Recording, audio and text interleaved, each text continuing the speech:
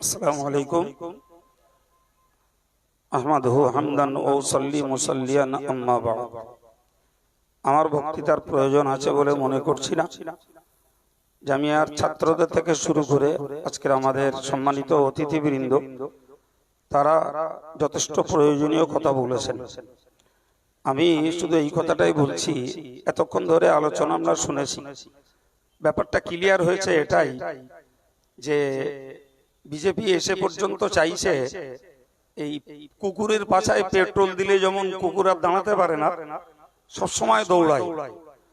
এদের ধান্দাই হলো সবসময় মুসলমানদের পাছায় পেট্রোল দিয়ে রাখো, এরা যেন নিজেদের শিক্ষা, আর্থসামাজিক পরিকাঠামো উন্নয়ন কোনো কিছু না করতে পারে, শুধুমাত্র ওদের নিজস্ব অস্তিত্ব বজায় রাখতেই ওরা শুধু টেনশনে পড়ে থাকে, আর আমরা লিখে দাদাগিরি করি। সুতরাং আমাদেরকে আগামী দিনে মনে রাখতে হবে যে বিজেপির এই পাছায় পেট্রোল দেওয়ার নীতির বিরুদ্ধে আমাদের একটু আগুন জ্বালাতে হবে, এটা একটা দায়িত্ব। ২ নম্বর একটা কথা হচ্ছে, আমরা এ পর্যন্ত অল ইন্ডিয়া সুন্নাতে আমাদের ব্যানারে বলি কি, যুব ফেডারেশনের ব্যানারে বলি, সার্বিক সমস্ত সংস্থার ব্যানারে বলি, যে সমাবেশগুলো করেছি আমরা সেখানে যে দেখেছি অধিকাংশ সেখানকার উপস্থিত জনগণ এবং শ্রোতা হলো যারা খেটে খাওয়া দিন দুঃখী এবং সহজ বাংলায় বলা যায় যারা ধর্মপরায়ণ, পান্তা আনতে নুন ফুরিয়ে যায়, নুন আনতে পান্তা ফুরিয়ে যায়, এই টাইপের লোকগুলো। আমি আমাদের নেতৃবৃন্দকে বলবো যে যদি এই সংগঠনকে, এই সমাবেশকে এবং আমাদের আন্দোলনকে সফল করতে হয়, তাহলে দেশের যত মুসলিম রাজনীতিবিদ আছে, সে কংগ্রেসের হোক, সিপিএম এর হোক, টিএমসি এর হোক, যারাই হোক না কেন, এরা যদি এদের রাজনৈতিক ব্যানার থেকে কেন্দ্র সরকারের এই অপপ্রয়াস এবং কেন্দ্র সরকারের এই কুচক্র নীতির বিরুদ্ধে এরাই যদি আন্দোলনে নামে, তবে সেই আন্দোলনটা হবে ফলপ্রসূ। সুতরাং আমার বক্তব্য আমাদের নেতৃবর্গের কাছে, অবিলম্বে দেশের রাজনৈতিক নেতাদেরকে একত্রিত করা হোক, তাতে ২-১০ লাখ টাকা খরচা হোক। রাজনীতির মুসলিম নেতাগুলো এতে যদি তটস্থ হয়, সজাগ হয়, তাহলে এই সর্বস্তরের মানুষদের ভিতর থেকে আন্দোলন গড়ে উঠবে। না হলে শুধু দাড়িওয়ালা টুপিওয়ালা মুসলমানদের দ্বারা কেন্দ্র সরকারের এই অন্যায় হস্তক্ষেপ এবং তাদের এই কালো হাতকে আমরা কখনোই গুটিয়ে দিতে পারবো না। সুতরাং নেতৃবর্গের কাছে আমার দাবি, যে কোনো মূল্যেই দেশের সর্বস্তরের মুসলিম রাজনীতিবিদদের ঐক্যবদ্ধ হওয়ার দরকার আছে। ৩ নম্বর একটা কথা বলছি, কেন্দ্রীয় সরকার যে পদক্ষেপ গ্রহণ করেছে, এর ভবিষ্যৎ কথা হলো হিন্দু মুসলিমের লড়াই, হিন্দু মুসলিমের মারামারি, হিন্দু মুসলিমের সাম্প্রদায়িকতার জিঘাংসার কাজ চালু করছে এরাই নিজেরাই। এরাই সাম্প্রদায়িক সম্প্রীতি আর মানবাধিকারের বুলিয়া ওড়াবে, আর এমন কাজ করবে যাতে গ্রামে গঞ্জে শহরে নগরে হিন্দু মুসলিম নিজেরা লড়াই করে বেড়াবে। এই হচ্ছে এই দেশের তথাকথিত শান্তিকামী নেতাদের কুপ্রয়াস।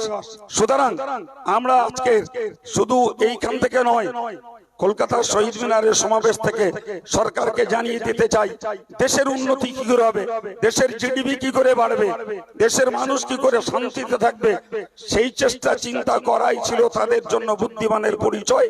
যদি একটি সম্প্রদায়কে সবসময়ের জন্য লিলিয়ে রেখে, ব্যতিব্যস্ত রেখে, টেনশনে রেখে দিয়ে নিজেরা যদি নেতৃত্ব আর মাতব্বরি আর দাদাগিরি করে যেতে চাই, নিশ্চিত এর ভবিষ্যৎ ফল ভালো হবে না।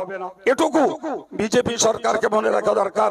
সঙ্গে আমি এই কথাটি বলবো, আজকে শুধু কেন্দ্রের ওরা নয়, পশ্চিমবাংলার নাম করে বলতে ইচ্ছাই করছে, সেটাই হলো শুভেন্দুর মতো একটি সাম্প্রদায়িক নেতা, যার পিছনে দালালি করছে কিছু মোল্লা মৌলবি দাড়িয়ালা আর পীরজাদার দল।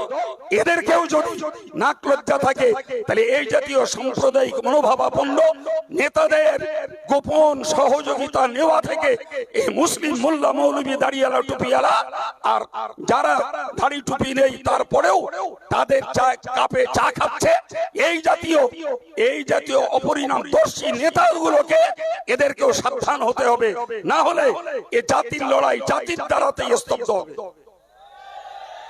সম্মানিত ভাইরা,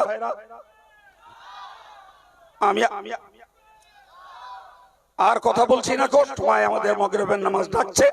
আমি পরিশেষে এতটুকু বলবো, এই যেটুকুই করেছি, এই স্টেজ বলুন, প্যান্ডেল বলুন, পাতুনি বলুন, মাইক বলুন, এর পয়সা এখন আপাতত সব আমার কাছ থেকেই গিয়ে আছে।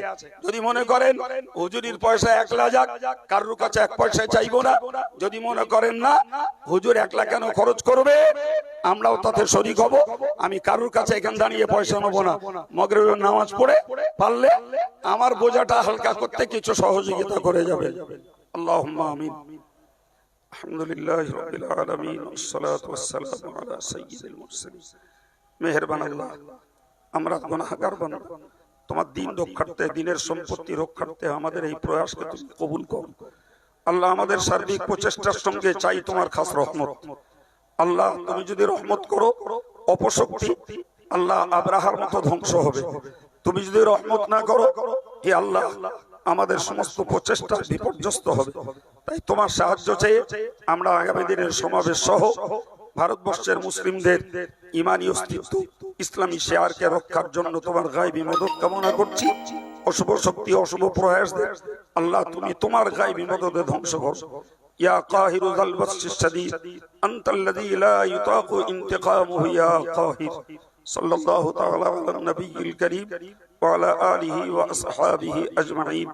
ওয়ারহামনা মাআহুম বিরহমাতিকা ইয়া আরহামার রাহিমিন। ওয়া বিহাক্কি লা ইলাহা ইল্লাল্লাহ মুহাম্মাদুর রাসূলুল্লাহ। সকলেই নামাজের জন্য তিন তলায় জায়গা আছে, যার যেখানে সুবিধা চলে যান। কেউ নামাজ না পড়ে রওনা দেবেন না।